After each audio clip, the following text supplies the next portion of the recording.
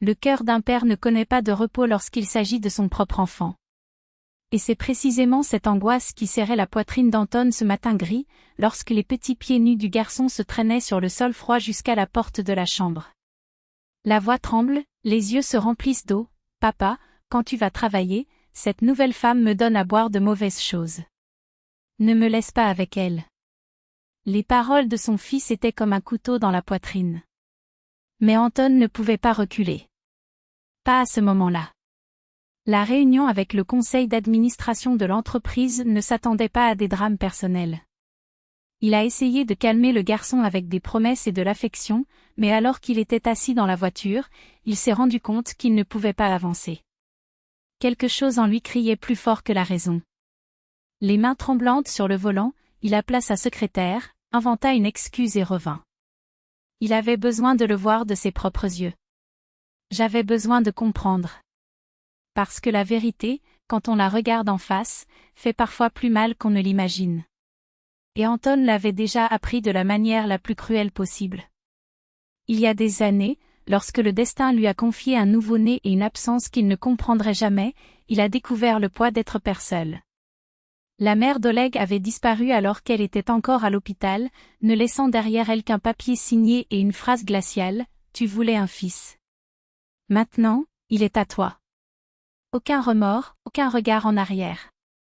Comme si 9 mois de grossesse n'étaient qu'un contrat rempli, une affaire conclue. Les premiers mois ont été un enfer. Anton dormait à peine, mangeait à peine, vivait à peine. Sa barbe était devenue négligée, non pas par style, mais par épuisement. Ses amis ne le reconnaissaient plus. La mère elle-même soupçonnait même une maladie cachée, telle était sa transformation. Mais il continuait, s'accrochant à sa volonté comme un naufragé à un morceau de bois. Jusqu'à ce que le petit Oleg, avec ses petites mains curieuses, découvre que tirer la barbe de son père le faisait sourire. Ce furent les seuls moments de lumière au milieu du chaos. Le temps, comme toujours, a joué son rôle. Oleg a grandi, est allé à l'école et Anton, petit à petit, a retrouvé la vie. Son corps est revenu à la normale, son visage a retrouvé son expressivité et même les femmes ont recommencé à le regarder. Mais il y avait un détail qui les faisait fuir plus vite que n'importe quel défaut physique, le mot « père ». Au début, ils ont tous souri, ils ont juré qu'un enfant n'était pas un obstacle, mais au fond, aucun d'eux n'était prêt à assumer tout le paquet. Certains ont suggéré, d'une manière douce, qu'ils « résolvent » la situation en remettant Oleg à sa grand-mère, à sa nounou, à n'importe qui d'autre qu'eux. Anton les congédia sans sourciller. Jusqu'à ce que Tamara apparaisse. Contrairement aux autres, elle n'a pas reculé. Il n'a pas grimacé en apprenant l'existence d'Oleg, il n'a pas inventé d'excuses pour éviter les réunions. Au contraire, il a demandé à le rencontrer. Et lorsque le garçon, méfiant il est, a croisé les bras lors de la première rencontre, Tamara n'a pas été intimidée. Elle s'agenouilla à son niveau, se présenta avec un sourire et lui demanda ce qu'il aimait.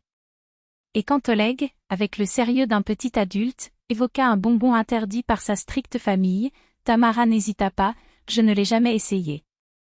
Mais si tu dis que c'est bon, alors achetons-le tout de suite. » C'est ainsi, avec des gestes simples et une patience infinie, qu'elle conquit le garçon.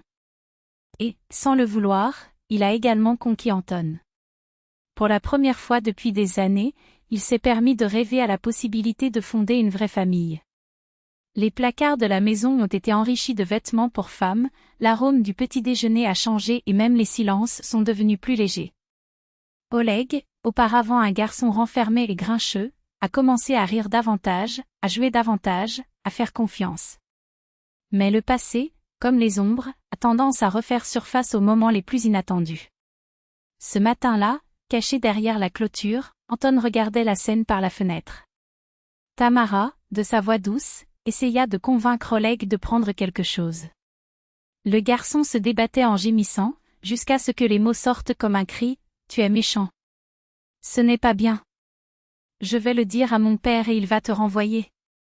Tu n'es pas ma mère. Ma mère est quelqu'un d'autre. » Le monde d'Anton s'est effondré. Ce n'étaient pas les mots eux-mêmes, les enfants disent des choses dans le feu de l'émotion, mais la douleur sur le visage de son fils, la méfiance dans ses yeux, le sentiment qu'une fois de plus, il n'avait pas réussi à le protéger. Tamara, à son tour, semblait perdue, comme si elle ne savait pas comment gérer ce rejet soudain. Et maintenant? Comment concilier l'amour d'une femme qui, pour la première fois, semblait vouloir être mère, avec la douleur d'un fils qui ne se sentait visiblement pas en sécurité? Comment ne blesser ni l'un ni l'autre, quand le cœur est partagé entre le devoir et l'affection? Anton prit une profonde inspiration, sentant le poids de la décision. Je savais que tôt ou tard, je devrais choisir. Et que, quel que soit le chemin, quelqu'un serait blessé. Mais pour la première fois depuis longtemps, il n'était pas seul à porter ce fardeau. Et peut-être, juste peut-être, serait-ce la différence qui en vaudrait la peine. Tu pars, et je ne t'aime pas. La voix du garçon coupa l'air comme une lame, remplie d'une douleur qui ne devrait pas correspondre à si peu d'années de vie.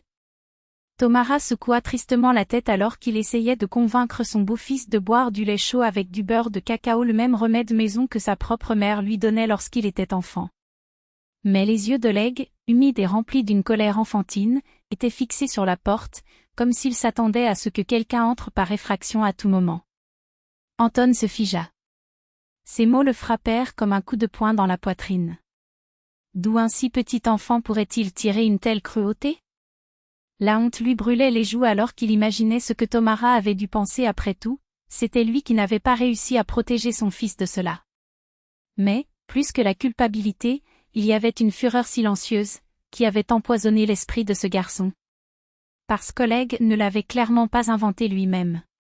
Et Anton, jusqu'à ce moment-là, ne lui avait donné aucune raison de douter de son amour. Il prit une profonde inspiration, repoussant les pensées chaotiques. Cela ne sert à rien de deviner, cela ne sert à rien de se perdre dans des hypothèses. S'il voulait la vérité, il devrait y faire face.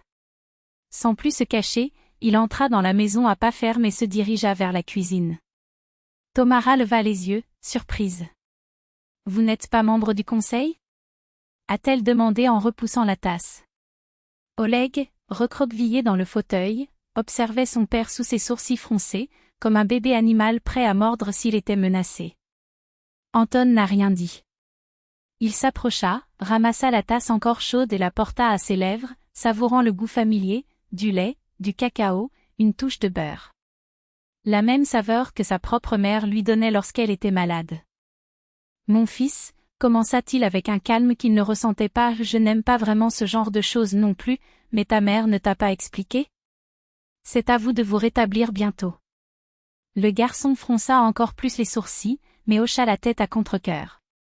Anton émit un son avec sa langue, comme s'il réfléchissait. « Alors dis-moi une chose, pourquoi m'as-tu dit ces mots ? Et d'où te vient cette histoire de « vraie mère » Tamara posa la main sur l'épaule de son mari, comme pour le retenir, mais celui-ci secoua la tête. Pas cette fois. Pas quand ce qui était en jeu était le cœur de son fils. Tu aurais dû me le dire. Je ne pouvais pas le laisser souffrir ainsi. Sa voix était basse, mais ferme. Vous faites tout pour le rendre heureux, et pourtant quelqu'un l'a empoisonné. Je veux savoir qui. La réponse, lorsqu'elle est venue, était aussi simple que dévastatrice. La coupable était sa propre mère. Les week-ends où Oleg restait avec sa grand-mère, la femme toujours rongée par un amour malsain pour le fils qu'elle avait abandonné il y a des décennies permettait à l'ex-femme d'Anton, la vraie mère d'Oleg, de voir le garçon. C'est elle qui a semé ces graines dans la tête de l'enfant, j'espère que ce n'est pas ta vraie mère. Ta mère sera bientôt de retour. Et Oleg, comme une éponge, a tout absorbé. Il répéta ces mots à Tamara. Répéta-t-il à son père. Comme s'il s'agissait d'une vérité absolue. Anton devait avoir une conversation sérieuse avec son ex-femme. Et elle a découvert quelque chose d'encore pire, elle ne voulait pas que son fils revienne par amour. Je voulais de l'argent. Ses ressources étaient épuisées et le garçon était son dernier tour dans son sac. À partir de ce jour, Oleg n'a plus jamais été seul avec sa grand-mère. Les rencontres avec sa mère biologique ont commencé à être encadrées, lorsqu'elle a tenté de faire chanter Anton, une simple menace d'intervention policière l'a fait disparaître définitivement. Mais le véritable miracle n'est pas venu des menaces ou des restrictions. Je suis venu de Tomara. Elle aurait pu répondre à l'hostilité par la froideur, à la haine par l'indifférence. Elle aurait pu abandonner, après tout, ce n'était pas son obligation d'aimer un enfant qui la rejetait. Mais il ne l'a pas fait. Au lieu de cela, il absorbait chaque mot dur, chaque froncement de sourcils et le retournait sous forme d'affection. Un câlin ici. Un baiser sur le front là. Une patience infinie les nuits où le garçon pleurait pour une mère qui ne reviendrait jamais. Et petit à petit, Oleg a changé.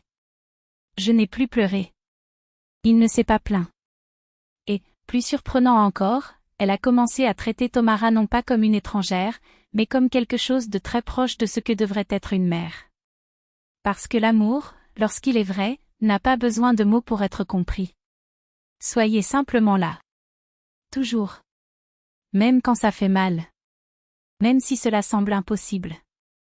Et c'est ainsi que, contre toute attente, une famille qui s'effondrait retrouvait le chemin de la reconstitution. Pas par miracle, mais par choix. Tous les jours.